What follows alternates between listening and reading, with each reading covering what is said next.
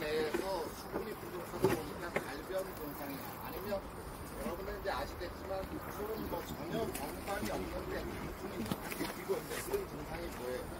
그건 뭐 100% 이제 수분 부족에 의한 증상이에요.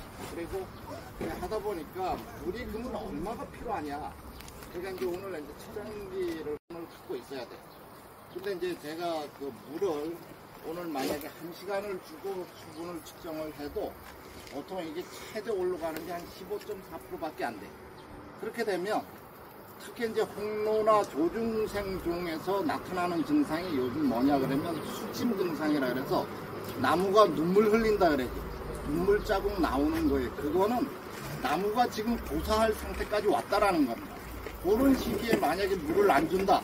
그러면 그 상태가 5일 정도 지속이 된다 그러면 제일 먼저 나타나는 게 가지가 마르면서 가지 쪽에 노란 단풍이 지기 시작을 해요. 그러다 보면 또 그 상황이 한 2, 3일 정도 지속이 되면 특히 물이 가장 많이 필요로 한 시간대가 오전 10시부터 2시 사이인데 그때는 나뭇잎이 필요로 하는 물이 없기 때문에 물이 없어서 사과에 있는 수분을 뺏어가요. 그러면 사과 쭈글거리는 증상이 보이는 데도 있습니다. 제가 엊그제 그 정선이라고 하는데 컨설팅 하고 왔는데 한두 집 농가가 그런 농가가 보여요. 그러면 사실은 뭐 사과가 현 상태로만 유지를 시켜줘도 다행인데 줄어든다 그러면 더 이상 세포가 확대될 거라고는 기대를 못하죠. 그래 되면 그런 나무가 수분이 부족해서 왔던 스트레스로 인해서 한저나 경미 썩은병에 대한 부분도 굉장히 커진다. 그래서 물 관리가 중요하다. 그러면 그때 이제 물 얘기가 나왔으니까 물은 그러면 어느 시간대에 얼마큼 줘야 좋냐. 저는 이제 뭐 일부 강사분들은 오전에 주는 것도 좋다, 뭐 오후에 주는 게 좋다 이렇게 하는데 저도 이제 사과 농사를 98년도부터 한 27년 정도 농사를 짓다 보니까 저희 가수원은 큰 산 밑에 있어요. 그래서 가수원 우리 농장명이 산 아래 농장이 산 밑에 있다 그래서 산 아래 농장인데 그러다 보니까 큰 산 밑에 있으면 그 가뭄 피해나 이런 거에서는 굉장히 유리한 측면이 있어요. 그리고 유기물 순환도 잘 되고 그런 부분이 있는데 내가 이제 오늘 물을 준다. 물을 주는데 이상 지속이 됐을 때는 물론 낮에도 물을 줄 수가 있어요. 근데 우리가 물이라고 하는 게 수원을 굉장히 많이 확보하고 있는 농가는 문제가 안 되지만 겨우 한두 시간 줄 물량밖에 없는 농가도 꽤 있다라는 거예요. 그래 되면 그 한정된 수량을 가장 효율적으로 주려고 그러면 어느 시간대 주면 좋냐. 오후 5시부터 6시 사이에 해가 넘어가려고 준비할 때 그때는 기압이 떨어져요. 하부 쪽으로 지면 쪽으로 많이 몰립니다. 그러면 이제 그 시기에 물을 한두 시간 이제 토양 성질에 따라서 물을 준다 그러면 여기에 이제 물이 뿌리 주변에 싹 모여들어서 준비를 하고 있다가 내일 아침 보통 요새 이제 일출이 5시 한 10분 정도에 이제 일출이 된다 그러면 일출이 되는 시점부터 1시간 사이에 오늘 필요로 하는 물량의 12%에서 17%의 물을 흡수를 해. 그렇게 해서 흡수를 쫙 하다가 보면 오전 아마 아직 10시가 안 되는데 이렇게 뜨거운데 오전 10시부터는 피크로 올라갑니다. 수분 증발량이. 그러면 증발이라고 하는 거는 나뭇잎이 스스로 살라고 수증기 형태로 물을 뿜어 버리는 거예요. 뿜어 버리지 않으면 나뭇잎 자체에서 발생하는 열로 인해서 갈변 현상이 많이 생겨요. 그래서 그 부분을 막아줘야 되는데 그러면 오전 10시부터 2시까지는 피크로 계속 올라가요. 그래서 2시까지 거의 65%에서 70%의 물이 소비가 돼요. 그렇기 때문에 아침에 해가 뜨고 나서 수분 증발을 시초에 시작할 그 시기부터 필요를 해서 오후 2시까지 물을 전체 소비량의 80% 이상 되는 물을 갖춰 놓지 않으면 나무가 이제 그때부터 스트레스 경향을 많이 받습니다. 그래서 물은 이제 준다 그러면 가급적이면 오후 5시에서 6시 정도 됐을 때 이제 해가 질라고 준비를 하는 시간대에 물을 공급해 줘야지 수분 증발이나 이런 부분에 대한 활동을 원활하게 도와줄 수가 있다. 그래서 꼭 이제 오늘부터라도 그렇게 참고를 하셔서 수분 관리를 했으면 좋겠다는 말씀을 드려요. 그러면 이 수분이 얼마나 중요하냐? 수분 하나가 이제 우리 사과가 1g이 크는데 수분이 한 200에서 400kg 정도의 물이 필요로 한 거예요. 그러면 사과나무 한 나무에서 보통 사과를 한 5박스 20kg 기준으로 5박스를 수확한다 그러면 100kg죠. 100kg를 수확하려고 그러면 물이 1년 동안 필요로 하는 물량이 5톤이 필요해요. 엄청나게 많은 물량이 필요하다. 물론 이제 자연적으로 증발되는 양도 꽤 여럿이 있겠지만 그런 부분이 있어서 지금 현재 여러분들한테 영농 현황에 대해서 말씀드리는 가운데서는 물 관리가 무엇보다 다른 건 무엇보다도 중요하다 이런 말씀을 꼭 드리고 싶고, 그렇게 되면 이제 요즘 뭐 저희들 충주 지역에서도 일부에서는 지금 갈반이 좀 많이 생기는 자리가 있어요. 근데 올해는 비도 안 오고 대체적으로 날씨가 좋았는데, 근데 이거는 뭐냐 그러면 5월 달에 방제가 너무 치료제 위주로 선행이 되다 보니까 내성이라고 하는 부분이 많이 발달이 된 거예요. 그런데 날이 이렇게 뜨거우면서 후덥지근하고 습도는 높다 보니까 나무가 스트레스를 많이 받고, 그렇게 됨으로써 갈반 포자가 많이 확산이 됐다 이렇게 보시면 돼요. 그래서 이제 갈반 포자 같은 경우는 고온 다습한 상태에서 많이 발생을 하는데, 근데 이제 대체적으로 여러분들이 내년부터 이렇게 관리를 할 때 갈반 포자는 저온 다습한 상태에서 많이 확산이 되고, 우리가 이제 전무늬 낙엽병이라고 하는 단전무늬병 있죠. 단전무늬병이 걸린 잎에는 거의 100% 가까이 갈반 포자가 앉아요. 그래서 단전무늬병을 빨리 좀 조기에 깨끗하게 유지시켜 주는 게 좋다. 그래서 이제 여러분들 내년부터 방제 체계를 잡을 때 개화전 방제는 베프란을 많이 치죠. 베프란을 치는 이유가 요즘 확산일로에 있는 난병 발생을 막기 위해서 베프란을 치고, 그 다음에 이제 낙하우 방제는 뭐 시텐엠이나 이렇게 해서 아신 곰팡이병이나 적선병을 막기 위해서 치는데, 올해 이제 방제 체계 전국적으로 유통되게 되는 방제 체계를 보니까 3회차 방제 때 산림꾼을 많이 이렇게 처방을 했더라고, 전국적으로. 물론 산림꾼이 단독적으로 굉장히 좋은 약인데 전반기 때 너무 빨리 병이 아직 밀도가 증식이 안 될 당시에 침투 이행성 성분이 많이 들어가면 병에 대해서 내성 발현이 굉장히 큽니다. 그래서 저 같은 경우는 개인적으로 제가 쓰는 방제 체계는 3회차 방제 때 무조건 다이센엠 45 1kg 한 봉지만 넣고 다른 거를 안 넣어요. 근데 강원도나 일부 지역에 보니까 산림꾼으로 처방을 했길래 제가 산림꾼에다가 그러면 다이센엠이나 안트라콜을 500g 정도라도 넣어서 내성에 대한 부분을 좀 어느 정도 잡아놓고 가는 게 좋다, 이렇게 해서 그런 쪽으로 시행된 농가도 있는데, 그리고 이제 4회차 방제는 그렇게 되면 이제 뭐 안트라콜로 거의 올해는 동일시 됐더라고, 전국적으로. 그렇게 되고 5회차 방제에 저 같은 경우는 델란을 살포를 했어요. 델란을 살포한 이유가 그 델란하고 혹시라도 이제 갈반이 생기면 가장 안정적으로 우리가 마음의 믿음을 갖고 있는 석회보르도를 살포하기 위해서 그놈하고 델란하고 석회보르도는 최소한 10일 정도의 이격거리가 있어야지 약해가 발생이 안 됩니다. 그렇기 때문에 5회차에 이제 델란을 넣고 6회차에 저는 프론사이드를 쳐요. 프론사이드를 치고, 그러면 6회차에 프론사이드를 치는 이유가 요즘 뭐 월동 병해충 방제로 해서 기계유제 살포가 전국적으로 한 70% 정도는 기계유제 살포하는 농가가 있더라고요. 그래 되면 응애 발생이 많이 늦어지죠. 그래서 6월 초쯤에 응애가 발생을 해요, 전국적으로. 올해 같은 경우 장마도 뭐 빨리 끝나고 하니까 이제 발생이 강도가 굉장히 세지는데, 그렇게 되면 응애약이나 응애에 대한 부분을 최소화시켜주기 위해서 이제 프론사이드하고 타스타하고 뭐 버티맥이 됐든 스포펀치가 됐든 일반 좀 저렴한 농약에 응애 전문 약제를 넣으면 그 시기에 굉장히 응애 밀도를 많이 줄여놓고 갈 수 있는 방법이 있어서 계속 그런 방법으로 진행을 하는데, 그래 되면 이제 7회차에는 그 3회차에 살림꾼을 친 집들은 다른 농약을 치더라도 저 같은 경우는 7회차에 이제 살림꾼이 들어갑니다.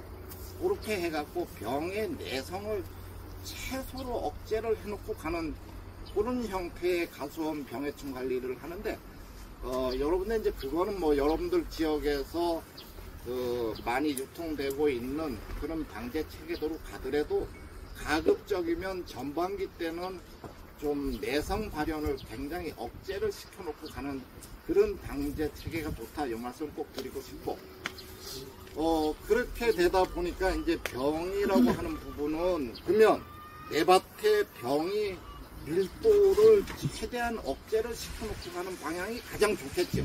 내가 병 관리를 하는데. 그래서 저는 이제 여러분들한테 좀 강조해 드리고 싶은 내용 중에 하나가 또 뭐냐 그러면, 이제 어쨌든 우리가 이제 월동 병해충 방제로 기계유제 방제를 많이 합니다.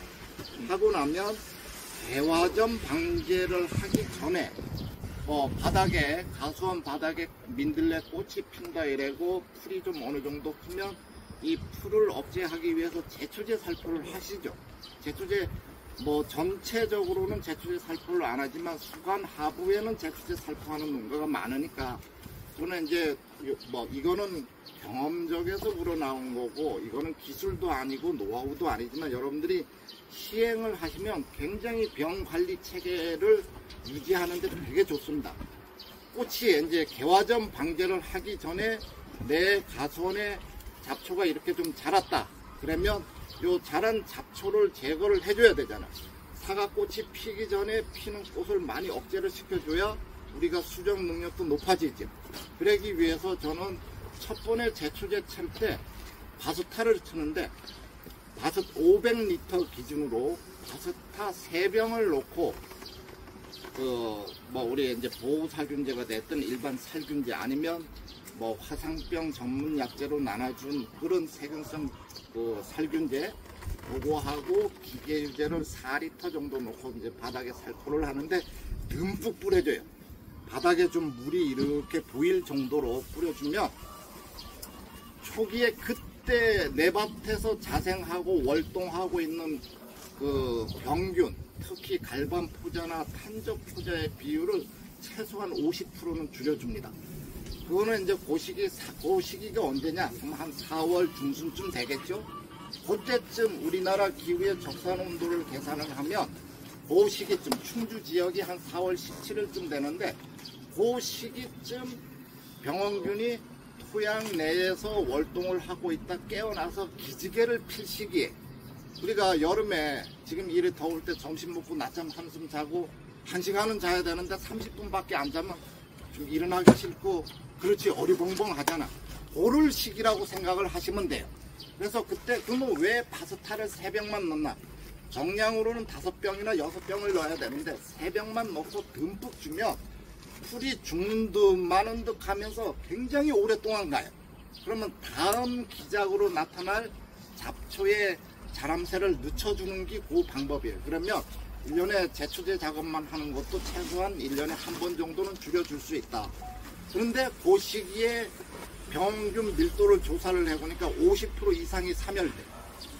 그래서 저는 내년부터 여러분들 꼭 개화점 방제하기 전에 내 밭에 병균 살포를 해서 그 병균 그 약 전문 약제로 살포를 해서 밀도를 최대한 억제를 시켜놓고 가는 스타일로 하신다 그러면 농약값이 굉장히 줄어든다. 얘기가 나오다 보니까 근데 저도 98년도 농사를 짓고 아버님이 계속 농사를 짓던 걸 물려받았어요. 또 첫해 충주에서 알아준다라고 하는 전정사들을 한 6명을 초빙하면서 98년도 당시에 12만원씩 줬으니까 되게 비싸게 준 거예요. 그래서 저희는 가수원이 1년생부터 19년생부터 이제 나무가 다양하게 있는데, 말하자면 오래된 나무 넓적다리만 한 주지를 한두 개씩 따내고 막 그러니까 도장지고 뭐고 말도 못하게 크겠죠. 붉은 사과 만들어준다고 그렇게 하는 게 맞는지 알고 그렇게 했는데, 그러고 나서 1년 동안 농사를 짓더니 11월 달에 농약값을 갚으라고 고지서가 나왔는데 그때 당시 1348만 원을 갚으라고 나온 거예요. 근데 여름 사과 뭐 이래저래 따먹고 우리 생활을 하고 겨울 사과 딱 500박스를 땄는데 춘주 경매장에 500박스를 다 갖다 줘도 1000만 원을 못 만들어요. 첫 해부터 빚을 진 거야. 그러다 보니까 1년 지나도 맹 틀려지는 거 없고 계속 그렇더라고. 그랬는데 한 7년 정도 되니까 어느 정도 이제 이렇게 되고 그랬습니다. 그래서 이 얘기는 왜 드리냐 그러면, 물론 당연히 농약 같은 거를 쓸 시기에 제대로 쓰고 제대로 활용을 해야 되는데, 내가 모르면 답답한 거예요. 외부의 힘에만 의존해갖고 도입을 하다 보니까 굉장히 답답하고 더 많은 추가 경비가 많이 들어가더라. 그런 부분을 억제하기 위해서 주변 내 가수원의 환경을 먼저 개선을 해놓는 게 가장 중요하다. 그래서 저는 요새도 이제 생육기 후반부에 제초제를 친다 그러면 무조건 아까와 같은 방법으로 치는 거예요. 그러면 내 밭에 상존하고 있는 병원균 밀도를 최대한 억제를 시켜주고 가는 겁니다. 자, 4월 달에 토양 내에 병원균이 월동을 할 때 토양 깊이의 1에서 3cm 깊이에서 월동을 해요. 그러면서 이제 기온이 올라가면 계속 이제 위로 지상부로 올라와서 더 표면에 가장 많죠. 토양에 가장 많죠. 기압이 낮아서 하늘에서 비가 많이 오고 그러면 토양 내에 있는 공기를 빼버려요. 날려버린다고. 비 오는 날이 많으면. 그러면서 토양은 물속에 잠기게 되는 거예요. 그러면 식물 뿌리가 호흡을 해야 되는데 호흡 활동을 못해요. 그래서 식물이 호흡하는 형태는 보통 유기호흡하고 무기호흡 두 가지 형태로 나눠질 수가 있는데, 이제 유기호흡은 말 그대로 토양 내에 공기가 있어서 뿌리가 이렇게 공기를 취득하고 흡수를 해서 호흡하는 거지만, 무기호흡은 토양 내에 물이 잠겨 있으면 거기에 이제 용존산소나 이런 부분이 기압에 의해서 공중으로 다 날아가고 토양 내에 공기가 없잖아요. 없으면 식물이 어떻게 첫번에 생활을 하나. 뿌리 주변에 보면 미생물이 굉장히 많습니다. 이 미생물들이 보통 망간하고 산화철 같은 거, 망간이 MnO3, FeO2 이렇게 원소 기호가 있어요. 그러면 뿌리 주변에 있는 미생물이 망간, MnO3에 O3가 산소잖아. 산소 3마리를 흡수를 해서 간간히 생활을 해요. 근데 요 지속 시간이 굉장히 오래 간다. 그러면 지상부에 어떤 증상이 나오냐? 사과 줄기세포를 먼저 죽여요. 줄기세포가 균열이 되고 세포가 망가지는 형태로 발달이 되다가 이 기간이 지속이 된다 그러면 옆으로 횡으로 갈라지고, 횡으로 갈라지는데 아직도 개선이 안 되고 계속 지속이 됐다 그러면 결가지 부분이 먼저 뒤틀어지면서 윤기가 생겨요. 그러면 나무가 아주 심하면 고사 형태로 이루어지는 게 적진병이에요. 이 적진병이 이론상으로는 칼슘이 부족하고 망간이나 산화철을 과다 흡수를 해서 생기는 병이다, 이렇게 나옵니다. 나오는데 원인적으로는 토양 내에 뿌리에 공기 공급이 안 돼서 생기는 생리적 장애로 인한 병이라 이렇게 생각을 하시면 돼요. 그래서 적진병은 후지 계통이 많이 생깁니다. 그런 거 생길 때 장마가 계속이 된다 그러면 우리 집 사과는 좀 더 키우고 싶고 다른 집 사과는 그때는 쉬어요. 왜냐? 장마가 계속되면 수분도 많지만 햇빛이 없다 보니까 세포가 비대해지는 비율이 굉장히 떨어집니다. 그럴 때 우리 집 사과만 나는 키우고 싶다, 잠을 안 자게 하고 싶다 그러면 토양 내에 관주, 특히 동물성 아미노산이 굉장히 좋죠. 토양 내에 관주를 해서 좀 찔러주면 잠자고 있는 뿌리 쪽에 공기가 없던 부분에 물하고 섞여 있는 용존산소가 들어가서 뿌리가 호흡을 잘 하면 지상부 생육이 굉장히 좋아지겠죠. 그렇게 해서 사과가 많이 커집니다. 그런 형태로 간다 그러면 오늘 교육 받으신 분들은 비가 왔으면 좋은데 비가 안 왔어도 토양 내 관주를 좀 약한 나무나 나뭇잎이 조금 너무 연한 잎이나 이런 부분이 생기고 수세가 안정적으로 가지를 못하는 나무가 있다 그러면 토양 내에 동물성 아미노산을 관주, 침봉 관주라고 하는 찔러주는 관주 형태로 공급을 해주면 굉장히 생육이 좋아집니다. 그러면 이 양은 어느 정도 되냐? 토양 내에 우리가 이제 동물성 아미노산이나 식물성 아미노산이나 한 가지지만 500리터 기준으로 물로 녹여놓은 거는 1리터 정도만 넣고 주면 굉장히 큰 효과를 봐요. 거기 생육기에 사과나무에 힘을 실어주는 역할을 한다.